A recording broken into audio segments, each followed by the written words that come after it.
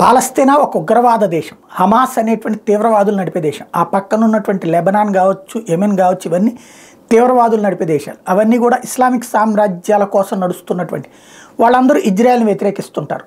వాళ్ళ ఓట్లు అంటే ఈ దేశంలో ఉన్న ముస్లింలు కూడా ఆ దేశపు తీవ్రవాదాన్ని అంగీకరిస్తారు అన్న గుడ్డి నమ్మకంతో సుదీర్ఘకాలం పాటు ఇజ్రాయెల్తో స్నేహ సంబంధాలు వదిలేసి పాలస్తీనాతో స్నేహం చేస్తూ వచ్చాం. మనం పాలస్తీనాని మొట్టమొదట దేశంగా గుర్తించిన తీవ్రవాదుల దేశాన్ని దేశంగా గుర్తించినటువంటి ఏకైక దౌర్భాగ్యపు దేశం మనమే. ఏది ఇందిరాగాంధీ లాంటి దిక్కుమాలినటువంటి పాలకులు ఉండటం వల్ల జరిగినటువంటి.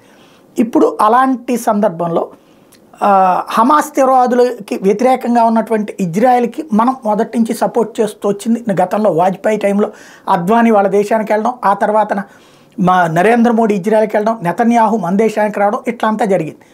అయితే ఈ మధ్యకాలంలో మనం అలీన విదేశాంగ విధానం పాటిస్తున్నాం. అంటే ఇజ్రాయెల్ మీద జరిగిన దాడిని వ్యతిరేకిస్తాం, ఇజ్రాయెల్ హమాస్ మీద చేసే దాడిని సమర్థిస్తాం. బట్ అక్కడున్న పౌరుల మీదన దాడుల్ని వ్యతిరేకిస్తాం, పౌరుల ప్రాణాలు తీయడాన్ని వ్యతిరేకిస్తాం.